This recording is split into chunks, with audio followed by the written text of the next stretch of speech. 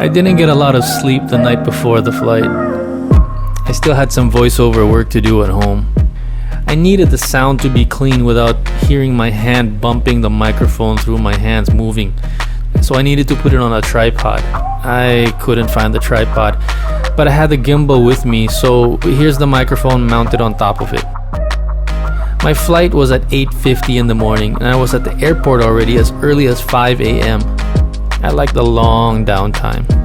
I get to do some work and people watch for the next couple of hours. After only 2 hours of sleep, I was looking forward to some breakfast. This was my sandwich: croissant with Norwegian salmon and some coffee.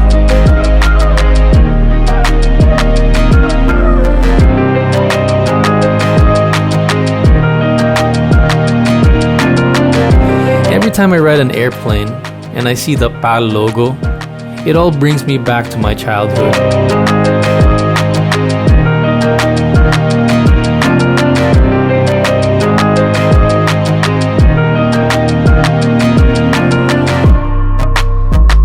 I can't help but think, how come I didn't work for the company? My parents were both in it, and I enjoyed the company culture based on what I saw from the outside in. I always thought this would be really something that I could enjoy. But I think I wanted to carve my own path and work on my own thing. So a lot of things happened, life got in the way, time passed so fast. I got distracted and I didn't actually work diligently on it, as much as I could have at least, but it was always at the back of my mind. I don't know if I was being rebellious or what, but I wanted to carve my own path. Anyway, my trip was set up to meet with the van driver to take me to the dock for the boat to the island. Although I've been here before, it was all on my own without anyone fetching me, so I didn't know what to expect on this trip. And while picking up my bag, I was really surprised to have seen Jojo there, our mutual friend from Manila, who made the last minute decision to come along. When we got picked up, we had the service van all to ourselves, so we took the opportunity to get some things we couldn't get on the plane, like bottles of water or brunch. Here's my local favorite, guso, seaweed salad. Looking forward to seeing our friends Andrew, Irene, and their baby Jack, we got back on the van and went straight to the boat.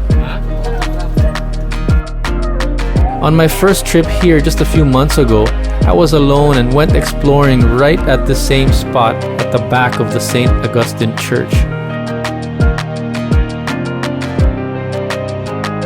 I traveled here with a motorbike I rented from Machash. At that time, I thought it was a dock for some local fishermen because it didn't look so fancy or have any tourist vibe to it. No amenities, no vendors, no concrete platforms.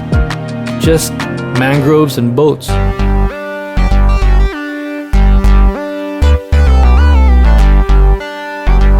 I was happy to be sharing that boat ride with Jojo.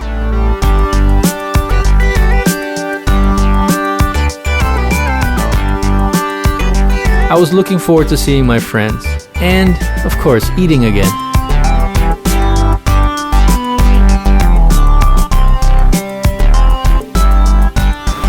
Alright, so that's the reason why we had to, well, when KF was here, that's why we had to swim over, because the boats couldn't dock right beside the resort. And it would have been convenient for us to just get off there right in front of the resort, but it was too rough. So we anchored just a little more to the east and had to walk maybe 500 meters, 10 minutes to get to our destination.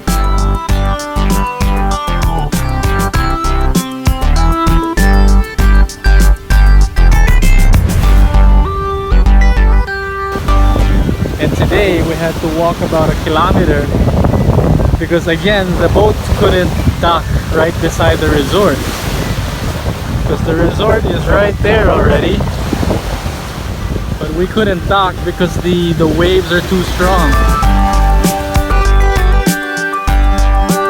By this time I was exhausted from the lack of sleep, but I was happy to be there and was looking forward to lunch and the bed. The front desk lady was briefing us about the electricity schedule. It's out from 6 to 10 a.m. It comes back on, and then it's out again from 2 to 6 p.m.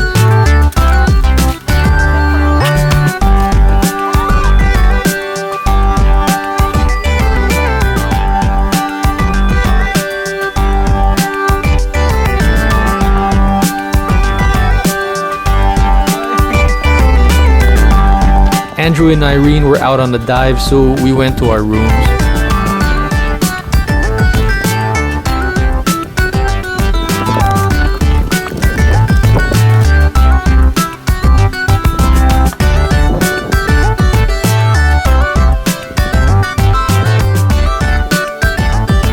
After lunch, I was knocked out on the bed for the rest of the afternoon. No electricity wasn't a problem though because it was windy, so I just had to keep the room door open. Yes, I brought dirty clothes with me. I was looking forward to dinner, getting more rest, and then shooting Andrew and Irene's dive the next day.